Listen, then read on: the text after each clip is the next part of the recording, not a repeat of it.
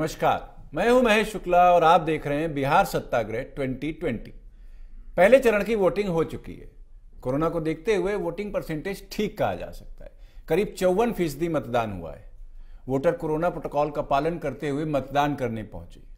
कई जगहों से ईवीएम खराब होने की खबरें भी आईं, जबकि मुंगेर में मूर्ति विसर्जन के विवाद में हिंसा की खबर भी है। अब बारी है दूसरे चरण के मतदान की।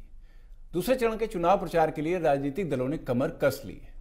बिहार में यूपी के सीएम और फायर ब्रांड नेता योगी आदित्यनाथ ने ताबड़तोड़ कई रैलियां की। इसके अलावा सीएम नीतीश कुमार, नेता प्रतिपक्ष तेजस्वी यादव, उप मुख्यमंत्री सुशील कुमार मोदी, भाजपा प्रदेश अध्यक्ष डॉक्टर संजय जायसवाल और सांसद मनोज तिवारी ने भी कई रैलियां और रोड शो किए हैं। दूसरे चरण की बात करें तो 94 सीटों पर मुकाबला आमने सामने का है। कई दिग्गज मुख्यमंत्री बनने के लिए भी इस दौर में चुनाव लड़ रहे हैं। यह कहना गलत नहीं होगा कि इस बार बिहार में बदलाव की सुबकाहट भी देखने को मिल रही है। अभी देखिए दूसरे चरण के मतदान से जुड़ी हमारी एक खास रिपोर्ट। बिहार के सियासी अखाड़े में अभी कई नेताओं के भाग्य का फैसला होना बाकी है। पहले चरण का चुनाव तो हो गया, लेकिन दूसरे और तीसरे चरण के चुनाव में कई दिग्गजों की किस्मत दांव पर लगी है।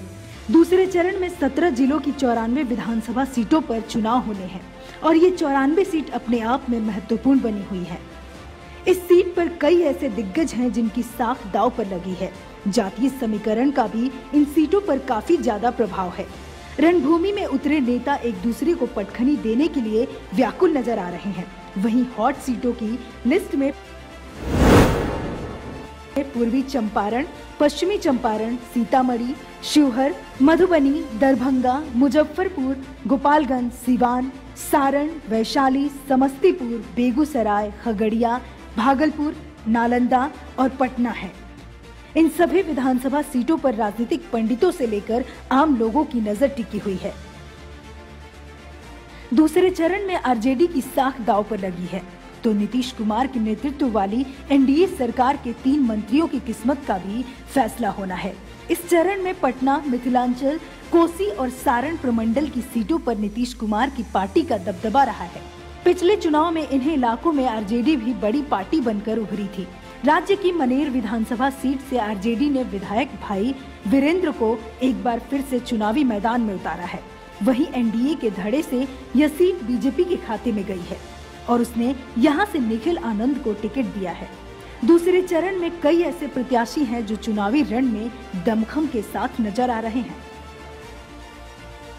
कहते हैं बिहार की राजनीति में वही शहंशाह होता है जो जातीय समीकरण की गोटी को बैठाने में सफल रहा है। यहाँ पग पग पर जातीय राजनीति का दलदल देखने को मिल जाएगा। इन्हीं जातीय समीकरण को देखते हुए नेताओं ने अपने अपने उम्मीदवारों को टिकट दिया है। विधानसभा चुनाव में 5 प्रत्याशियों में कांटे की टक्कर है। जदयू ने यहां से शालिनी मिश्रा को उम्मीदवार बनाया है। शालिनी पूर्व सांसद कमला मिश्र मधुकर की पुत्री है। वहीं राजद ने वर्तमान विधायक डॉक्टर राजेश कुमार का टिकट काटकर संतोष कुशवाहा को मैदान में उतारा है। टिकट कटने से नाराज डॉक्टर राजेश निर्दलीय चुनाव लड़ रहे हैं। वहीं भाजपा किसान मोर्चा के प्रदेश उपाध्यक्ष रामशरण यादव लोजपा के टिकट पर चुनावी दंगल में है, जबकि जदयू के बागी महेश्वर सिंह रालोसपा से किस्मत आजमा रहे हैं। केसरिया नगर पंचायत के अध्यक्ष रिंकू पाठक भी चुनाव लड़ रहे हैं। ऐसे में यहाँ की लड़ाई काफी रोचक हो गई है। सीतामढ़ी सीट पर मुकाबला आमने सामने। सीतामढ़ी विधानसभा में राजद अपनी सीट बचाने के लिए जद्दोजहद में जुटी हुई है। वहीं भाजपा अपनी खोई सीट को वापस लाने के लिए एड़ी चोटी का जोर लगा रही है।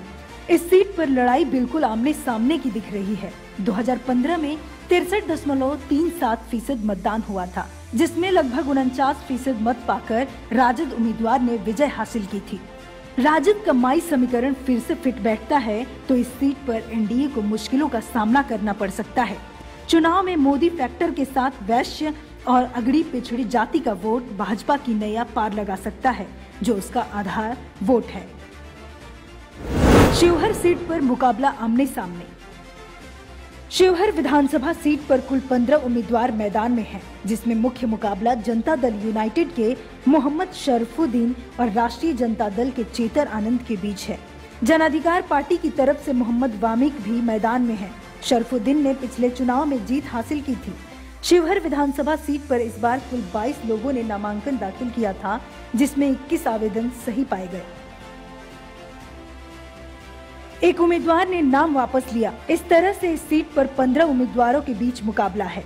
जनता दल यूनाइटेड के मोहम्मद शरफुद्दीन ने नामांकन के 3 सेट दाखिल किए थे। मधुबनी सीट पर मुकाबला आमने सामने। मधुबनी जिले में मुख्य मुकाबला इस बार महागठबंधन और एनडीए के बीच ही माना जा रहा है। जिले की 10 विधानसभा सीटों पर प्रत्याशियों को लेकर जेडीयू, बीजेपी और एलजेपी में मंथन चल रहा है। एक वक्त यह जिला वामपंथ का गढ़ रहा है।